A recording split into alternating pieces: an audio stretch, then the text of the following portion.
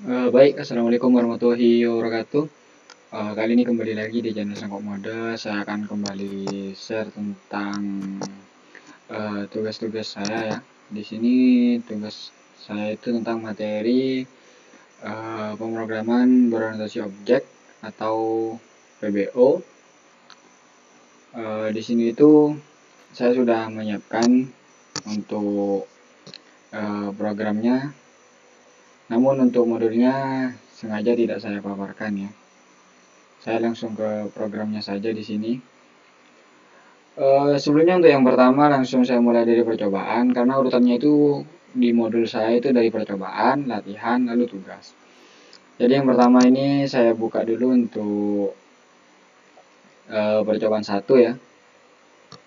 Oke, di sini percobaan 1.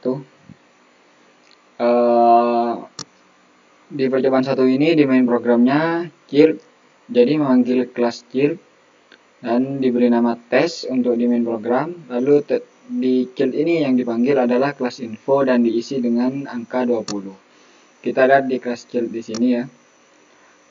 Di sini ternyata kelas Child itu adalah subkelas dari kelas parent. Jadi kelas parent ini adalah induk kelasnya. Di kelas parent ini kita lihat dulu. Oh, ternyata di kelas parent itu public integer x sama dengan 5. Dideklarasikan integernya itu 5. Sedangkan di sini x itu dijadikan 10 dan di sini itu saat pemanggilan justru diisi dengan angka 20. Untuk printnya di sini ya, system.out.println nilai x sebagai parameter plus x. Jadi x di sini yang ngambil dari sini ya. Ngambil dari sebentar, coba kita run dulu.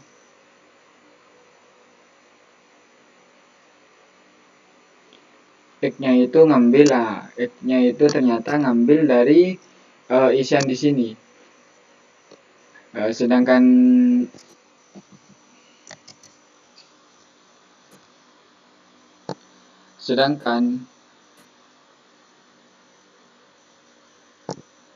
untuk this.x itu mengambil dari kelas ini sendiri. Dan untuk yang terakhir super.x itu mengambil dari superclass atau parent kelasnya, yaitu di sini kelas parent. Jadi hasil outputnya itu seperti ini teman-teman. Nah, jadi 20 ini diambil dari main program di sini ya inputannya. Lalu untuk 10 ini diambil dari kelas Child di sini ya. Sebenarnya sudah ada keterangan di sini. Lalu untuk yang super itu ngambil dari superclass atau superclassnya itu di sini 5 kan ya. Kita lihat apakah sesuai dengan di sini. Ya, ternyata di sini memang 5. Jadi untuk percobaan pertama itu kurang lebih seperti itu teman-teman. Ya, kita coba langsung ke percobaan kedua ya. Sebenarnya di sini itu tidak perlu ada main program ya, karena hanya langsung kelas dengan antara parent kelas dan subkelas. Di sini kelas parentnya itu kosong atau kelas induknya itu kosong. Kelas childnya itu berisi child extend parent integer a, public child. Di sini public child super, lalu x sama dengan 5.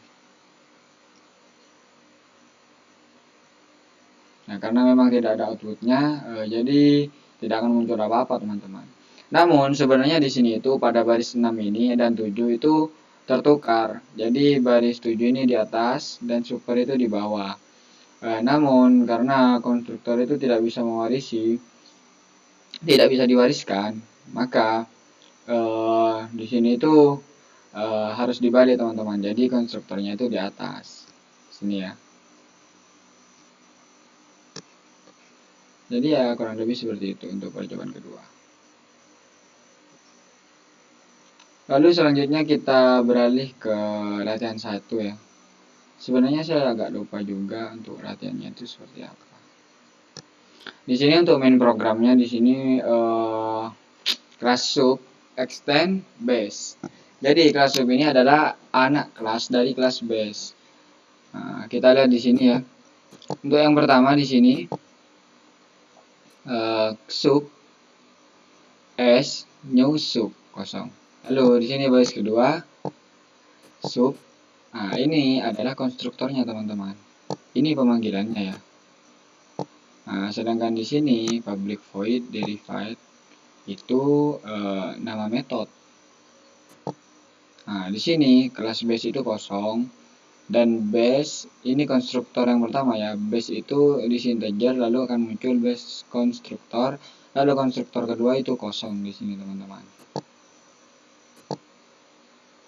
Nah, jadi untuk hasilnya ya kosong seperti ini ya teman-teman. Kecuali di sini kita isi misal ya base integer 1.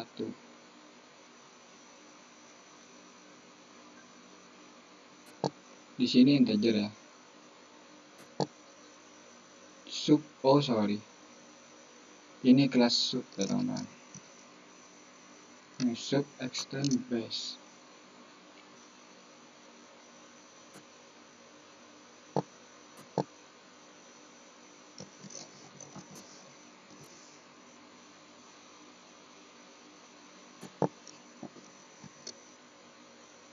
Yes.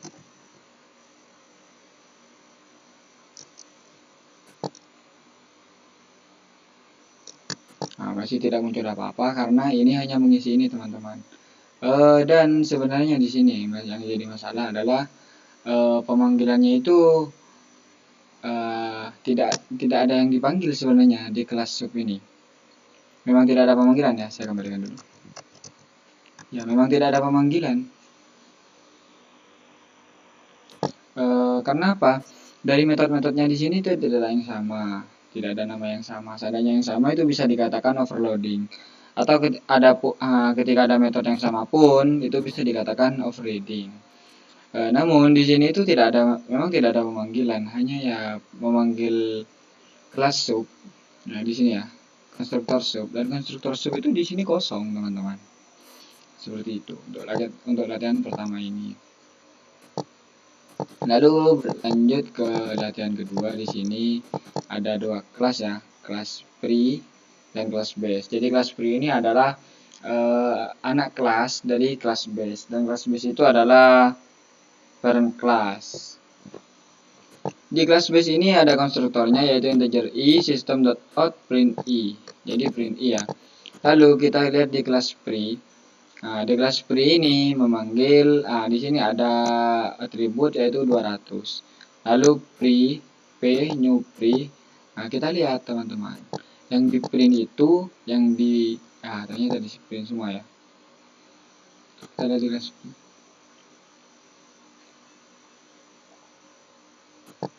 Nah, di sini ada 100, ada 200 teman-teman. Jadi sebenarnya di sini itu pada kelas base ini, superclass ini adalah superclassnya ya. Di sini itu integer i system.println i. Lalu selanjutnya pada kelas pre ini ada pemanggilan pre p. Pre p setting integer p extend base ya. Jadi di sini itu yang di print adalah 200-nya ini. Namun karena ini extend base, maka base di sini itu juga mengeluarkan inputan, sehingga terdapat output yaitu 100 dan 200. Jadi sebelum kita beralih ke sini pengisian ini, jadi base itu pertama kali dipanggil nantinya. Karena di sini kan tidak memiliki konstruktor. Jadi konstruktornya itu ngambil dari kelas base, sehingga kelas base dulu yang ditampilkan. Seandainya kelas pre ini memiliki kelas yang sama atau overriding class, ya mungkin hanya satu output yang akan ditampilkan. Seperti itu teman-teman. Lalu selanjutnya yaitu untuk latihan 3, kita lihat di sini ya. X, Y, Z.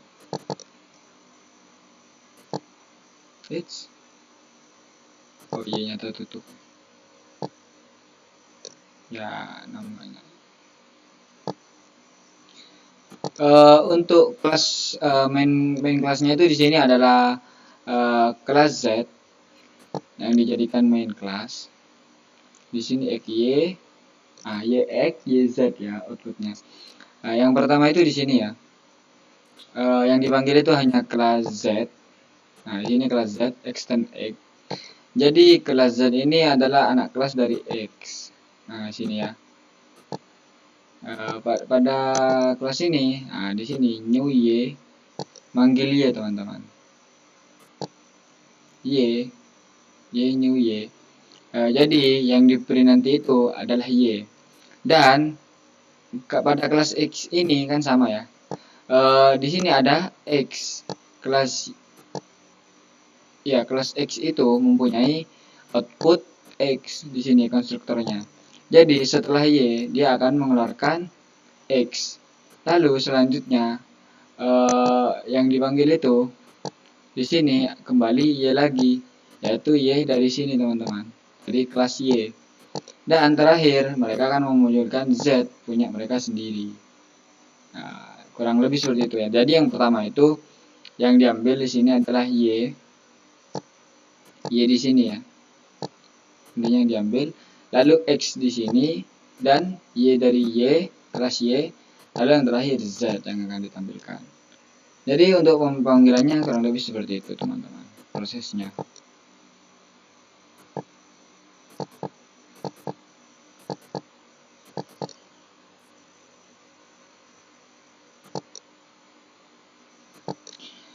Pada kelas ini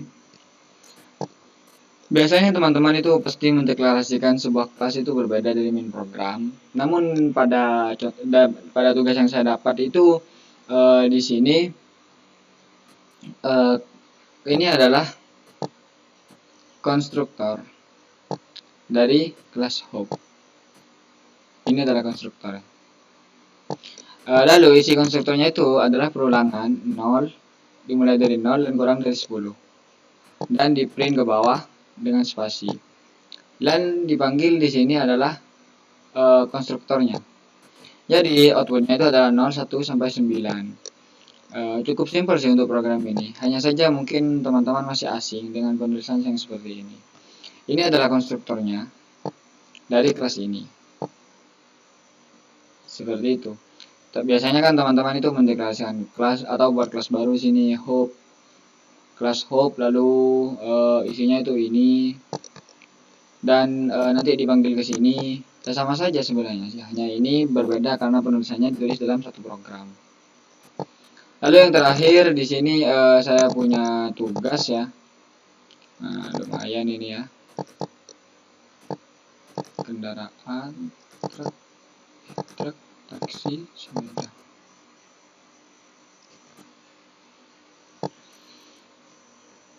Sebelum saya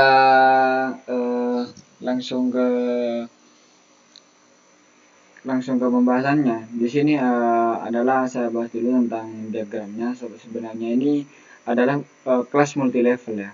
Jadi kelas yang memiliki dua turunan. Jadi yang pertama itu yang induk kelasnya adalah kendaraan, dan kendaraan itu punya anak kelas mobil dan sepeda. Dan mobil ini mempunyai turunan lagi yaitu truk dan taksi. Sedangkan sepeda tidak memiliki turunan lagi. Bisa kita lihat dari sini ya. Mobil itu adalah anak kelas dari kendaraan, dan truk itu adalah anak dari mobil, dan taksi adalah anak dari mobil. Sedangkan sepeda juga anak dari kendaraan. Ketika kita run dulu. Ini seperti itu outputnya. Yang pertama pada kelas kendaraan ini ya. Di sini ada dua atribut protected semua. Lalu public kendaraan. Ini untuk konstruktornya itu jumlah roda dan string warna ya. Juga di sini ada disediakan metode get dan set dan get untuk input satu-satu ya teman-teman. Untuk di kendaraan. Lalu kita lihat di kelas mobil. Kelas mobil itu punya bahan bakar dan kapasitas mesin. Lalu di sini itu adalah konstruktor dari kelas mobil, dan yang dipanggil itu di sini adalah super, jumlah roda dan warna. Itu adalah konstruktor dari kelas kendaraan ya. Nah, pada di sini itu lalu mengisikan atributnya sendiri yaitu bahan bakar dan kapasitas mesin. Lalu di sini juga disediakan set get, dan info mobil untuk mengeluarkan outputnya teman-teman. Output dari keterangan mobil yaitu super ini mengambil dari kelas super, jumlah roda, dan warna itu mengambil dari kelas super juga, dari super kelas. Lalu di sini ada bahan bakar dan kapasitas mesin itu dari kelas ini sendiri. Selanjutnya saya bahas yang sepeda dulu ya agar sama. Nah, di sini untuk yang sepeda itu jumlah saddle itu untuk yang teman-teman yang masih asing mungkin itu saddle itu tempat duduk itu ya, tempat duduk sepeda. Dan jumlah gear ya, untuk gear itu sebenarnya bahasa tulisannya itu seperti ini kalau nggak salah ya teman-teman. Namun ya agar tidak terlalu panjang saya tulis seperti ini. Jadi di sini itu juga memanggil konstruktor dari Superclass. Di sini tuh juga memiliki dua atribut, yaitu jumlah saddle dan jumlah gear. Untuk memanggilnya sama ya dengan mobil, kelas mobil. Hanya di sini berbeda berbeda atribut. Karena memang overloading itu harus berbeda atributnya. Apalagi beda kelas. Harus itu ya. Untuk penamaannya itu sama. Untuk return type-nya itu boleh beda, boleh sama untuk overloading. Di sini untuk public void ini seperti biasa ya, set get di sini. Sebenarnya sebentar saya lihat di tes Java dulu. Sepeda info.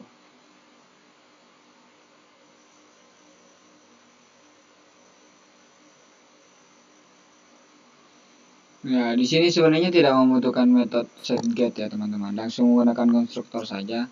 Karena pada inputannya itu semuanya seperti ini rata-rata. Ini langsung, truk langsung, taksi langsung, ini langsung juga. Sebenarnya langsung semua sih, tidak memerlukan get set ini. Boleh dihapus sih sebenarnya. Jika dihapus pun tidak masalah ya.